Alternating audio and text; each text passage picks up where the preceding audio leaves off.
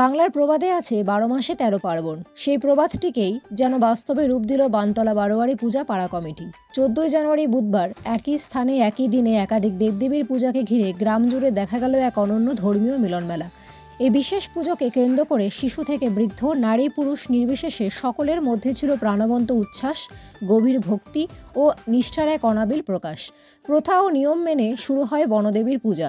এরপর মা শীতলার আরাধনা পেরিয়ে শেষ পর্যন্ত রক্ষাকালীর পুজোয় পৌঁছয় এই ধারাবাহিক ধর্মীয় আচার। পূজার অঙ্গ হিসেবে ছিল এক অন্যরকম বলি প্রথা। আখ, কলা, চালকুমড়ো প্রভৃতি ফলমূল নিবেদন করে ভক্তরা মায়ের কাছে নিজেদের মনস্কামনা নিবেদন করেন।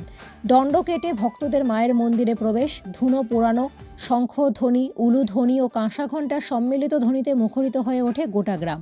এই জাগ্রত দেবদেবীর মন্দিরকে ঘিরে গ্রামবাসীদের আবেগ, বিশ্বাস ও আস্থার চিত্র ছিল চোখে পড়ার মতো। বহু বছর ধরে চলে আসা এই পুজো শুধু ধর্মীয় আচারে সীমাবদ্ধ নয়, এটি গ্রামবাসীদের মিলন ও ঐক্যের এক শক্ত ভিত। এইরকম আরও অনেক সামাজিক চিত্রধারণ দেখার জন্য ইউটিউব চ্যানেল প্রাঞ্জলা বার্তা TV subscribe, comment, share, like দিয়ে পাশে থাকবেন।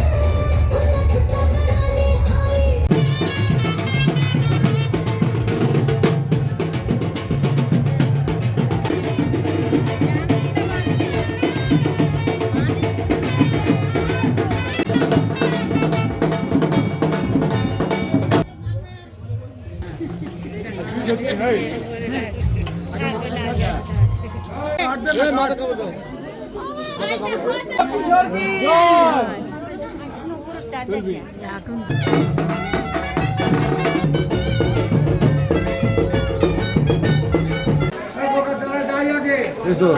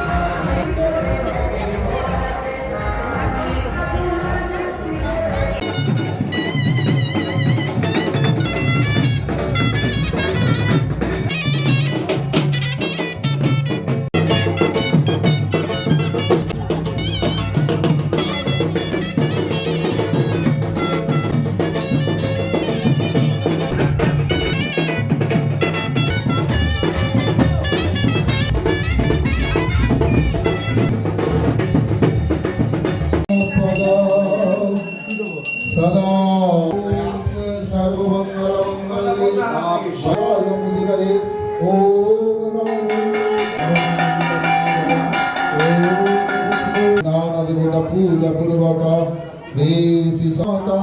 सहित बाष्पे गणेशाभिमान पूजा माता पूजा सहित पंचानन বাস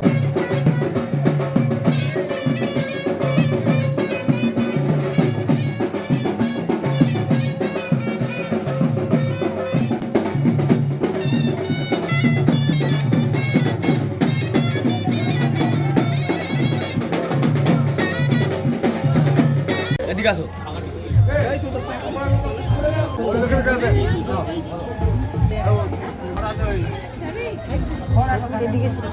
যাবো।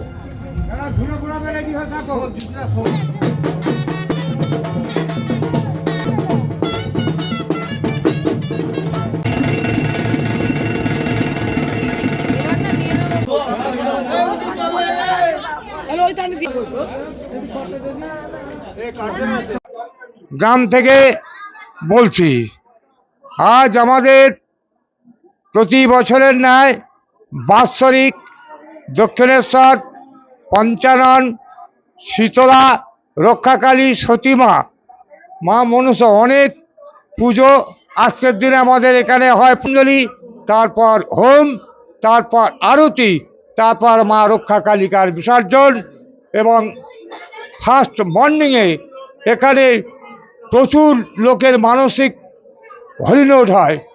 প্রচুর 2, 10, 20, 50 কুইন্টাল বাতাসা, ফলমূল, নানান রকম জিনিস মায়ের উদ্দেশ্যে, বাবার উদ্দেশ্যে ছড়ানো হয় এবং বহু দূর দূরান্ত থেকে লোক এই পূজা দেখার জন্যে এখানে উপস্থিত হয়। আশা করি আপনারা সবাই আসবেন